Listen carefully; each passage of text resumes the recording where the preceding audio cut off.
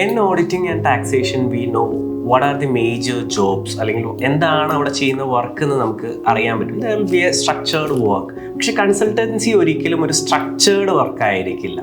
So ഓരോ ക്ലയൻസിനും അത് ടൈലർ എൻഡഡ് ആയിരിക്കും. So can you please enlighten us എങ്ങനെയായിരിക്കും ഒരു കൺസൾട്ടന്റിന്റെ ഒരു ഡേ ഓഫ് വർക്ക്, അല്ലെങ്കിൽ എങ്ങനെയാണ് ഒരു വർക്കിംഗ് എന്നുള്ളത്?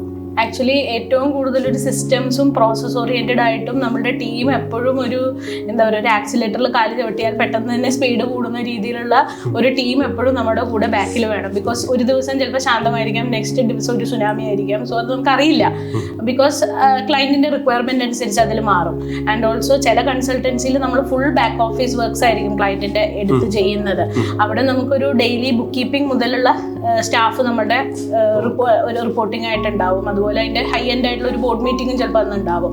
സോ അതിലേക്ക് എല്ലാവരുടെയും അറ്റൻഷൻ അതിൽ വേണ്ടെങ്കിലും, പക്ഷെ എല്ലാവരുടെയും ചെറിയ ചെറിയ സമയം, എൻ്റെ അടക്കമുള്ള ഒരു 5 മിനിറ്റോ 10 മിനിറ്റോ അതിലേക്ക് ഒരു വാല്യുവേഷൻ കൊടുക്കാനുണ്ടാവും. സോ നമ്മളെപ്പോഴും ശ്രദ്ധിക്കുന്നത് നമ്മുടെ ഒരു മന്ത്ലി മീറ്റിങ്ങുകളും വീക്ക്ലി ആ ക്ലയന്റിലേക്കുള്ള റിവ്യൂവും, ക്ലയന്റിനോ നമ്മൾ വീക്ക്ലി വിളിച്ച് ഇതൊക്കെയാണ് നമ്മളിപ്പോൾ ചെയ്യുന്നത്, ഇതിൽ താങ്കളുടെ സൈഡിൽ നിന്ന് ഇത്രയും സാധനങ്ങൾ കിട്ടാനുണ്ട്, അല്ലെങ്കിൽ ഇത്രയും കാര്യങ്ങൾ താങ്കൾ ചെയ്തു വെച്ചാലേ എനിക്കിതും കൂടി ചെയ്യാൻ പറ്റുള്ളൂ, എന്നാലേ നമ്മൾ പറയുന്ന ഒബ്ജക്റ്റീവിലേക്ക് എത്തുള്ളൂ.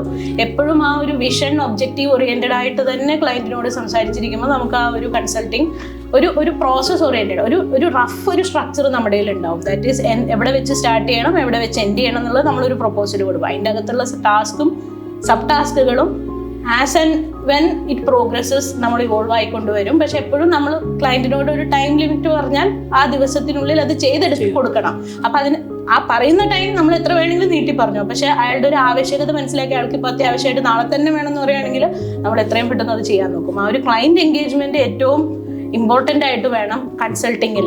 ബിക്കോസ് ഓഡിറ്റിങ്ങിൽ എന്ന് പറയുമ്പോൾ ആ വർഷത്തിൽ ഒരിക്കലായിരിക്കും ചിലപ്പോൾ അയാളെ കാണുന്നത് നമ്മൾ. പക്ഷെ കൺസൾട്ടിങ്ങിൽ എല്ലാ ദിവസവും അല്ലെങ്കിൽ എല്ലാ ആഴ്ചയും അയാളെ കാണും. അപ്പോൾ ഒരു ദിവസമെങ്കിലും നമ്മളൊരു ഡിസാറ്റിസ്ഫാക്ഷൻ ആയിട്ടൊരു അയാൾക്ക് തോന്നിയാൽ നെക്സ്റ്റ് മന്തിൽ he might not be with us. So ആ ഒരു ക്ലയൻറ്റ് എൻഗേജ്മെൻറ്റ് എപ്പോഴും നമ്മൾ ഒരു നല്ലൊരു ഹൈ പ്രയോറിറ്റിയിൽ എല്ലാ നമ്മുടെ ഫുൾ ടീം മെമ്പേഴ്സും അതിൽ എപ്പോഴും ഒരു പ്രയോറിറ്റി ബേസിൽ നോക്കും. അപ്പോൾ എന്താ നമ്മൾ അതിനൊരു അപ്രോച്ചായിട്ട് ചെയ്യണമെന്ന് വെച്ചാൽ എല്ലാവർക്കും മാനേജ് ചെയ്യാവുന്ന ഒരു ക്ലയൻറ്റ്സ് ഉണ്ടാവുമല്ലോ, അത്രയും ആ ഒരു ഫസ്റ്റ് ലെവൽ കോൺടാക്ട് എപ്പോഴും നമ്മൾ ടീമിലേക്ക് കൊടുക്കും. അപ്പോൾ അവർ ഇത്ര സമയത്തിനുള്ളിൽ അതിനൊരു റെസ്പോൺസ് കൊടുത്തിരിക്കണം എന്നുള്ളത് അവർക്കൊരു സ്ട്രിക്റ്റ് ആയിട്ടുള്ള ഗൈഡ് ലൈൻസ് കൊടുക്കുകയും അവരതിന് അവർക്ക് അറിയാത്ത കാര്യങ്ങളാണെങ്കിൽ അപ്പോൾ തന്നെ അപ്പോൾ അതിനൊരു എസ്കലേഷൻ വരികയും നമ്മളത് അങ്ങനെയാണ് അതിൻ്റെ ഒരു പ്രോസസ്സ് പോകുന്നത്.